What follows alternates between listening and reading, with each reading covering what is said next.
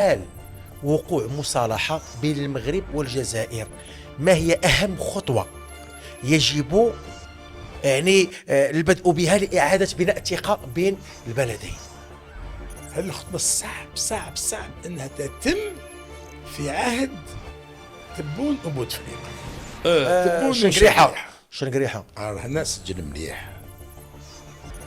النقطة الأولى اللي تمنع النظام الجزائري باش يطبع العلاقات مع المغرب، أنه الشنقريحة متورط في قضية اسكوبار الصحراء تاع المغرب، تورط فيها.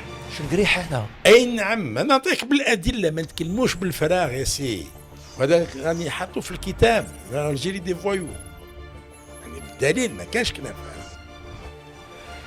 اسكوبار الصحراء الشبكه تاعو تكشفت كامله، تم توقيفها كامل، صح. بالمسؤولين، بالعسكريين، بالمدنيين، بالبرلمانيين، الناس كامل طلعت. الشبكة اللي كانت تنشط في الجزائر وتلقات من الشبكة المغربية 200 ألف طن حشيش، لأنه هي اللي توزع هذا الحشيش هذايا في فرنسا وإيطاليا وتونس وليبيا والجزائر. تونس لا؟ سي نقول لك تونس، ليبيا والجزائر. شبكة هذا اللي يدي 200 ألف طن راه ماهوش واحد وحده يخدم إلى زوج إلى ثلاثة، شبكة كبيرة. الشبكة هذه شكون اللي كان مسؤول عليها؟ شكون؟ الشنقريحة. وعلاش الشنقريحة؟ لأن الشنقريحة كان هو قائد من الناحية العسكرية الثالثة تاع بشار الحدودية. لما تم توقيف شبكة اسكوبار لم يتوقف ولا عنصر واحد من الشبكة اللي باعتك 200 ألف طن حشيش. وأنا أقول لك كيفاش شنقريحة قضى 14 سنة كقائد ناحية عسكرية ثالثة في بشار. دونك واحد باش يقعد 14 سنة في الصحراء تسمى عقوبة. صح. الأولى، و18 سنة في جراد واحد، ما طلعش في الجراد 18 سنة. هي من المفروض عند واحد عاقل شوف روحه 6 سنين 7 سنين 8 سنين ما عندهاش في الجراد، ديجا أول حاجة يطلع للشمال، يطلع للعاصمة، يطلع للعاصمة. علاش؟ باش يقدر يتصل بالناس وكذا منا اللي توصلوا على الجراد باش يطلع في الرتبة. هو لا، سيدي حلات القاعدة في بشار والجراد 18 سنة. أغبى وأسوأ ضابط على وجه الأرض هو شنقريحة اللي قعد 18 سنة في نفس الرتبة، كارير كاملة دايرة في رتبة واحدة. صح.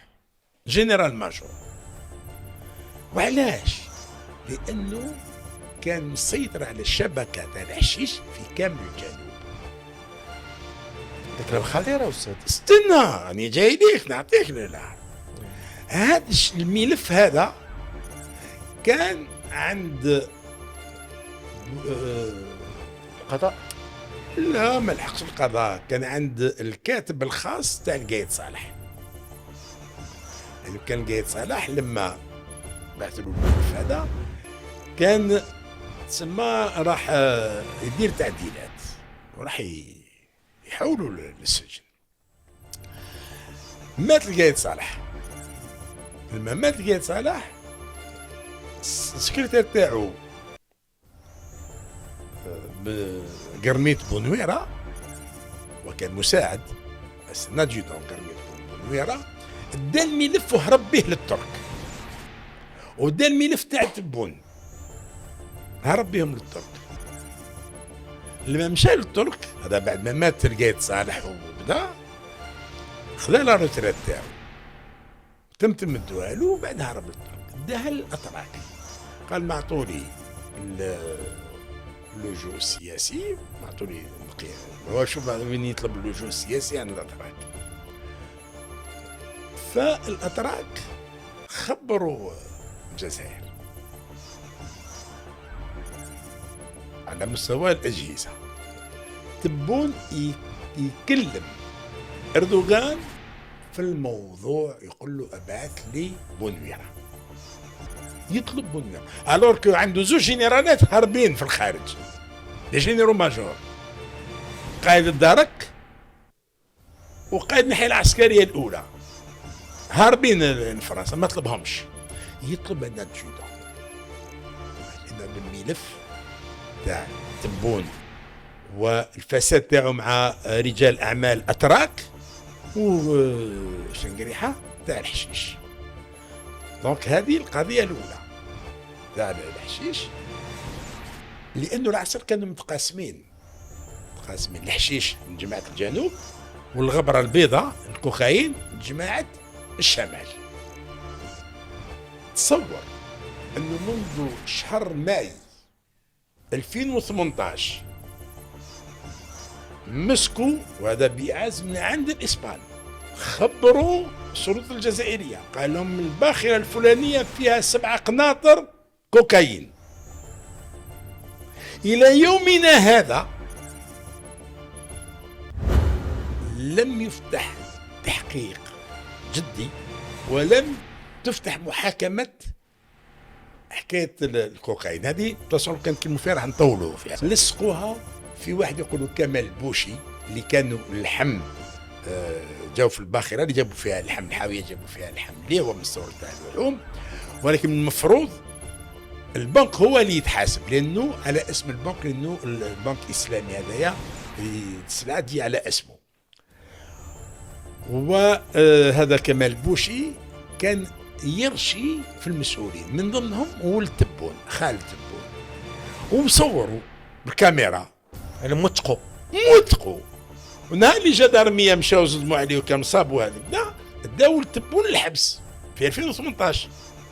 دابا بلاتي الرئيس الجزائري تبون في يعني دخل السجن، ولده خالد تبون دخل السجن بتهمة الرشوة، لأنه موثق مصور أنه كمال بوشي أعطاله 2 باكيات دراهم. فلما في فيفري 2000 جانفي 2020 حاكموه، تم داروا المحاكمه كامل، خرجوه براءه. واش هي الحكايه؟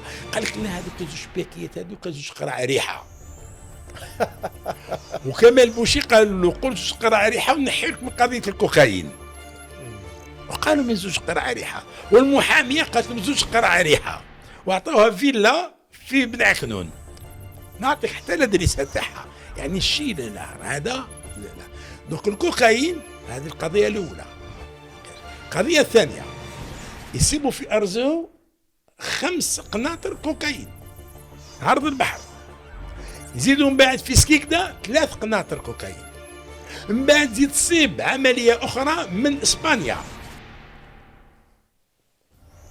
5 قناطر كوكايين، بعد في البرازيل يسيبوا 6 قناطر باتجاه الجزائر، 6 عمليات تاع الكوكايين.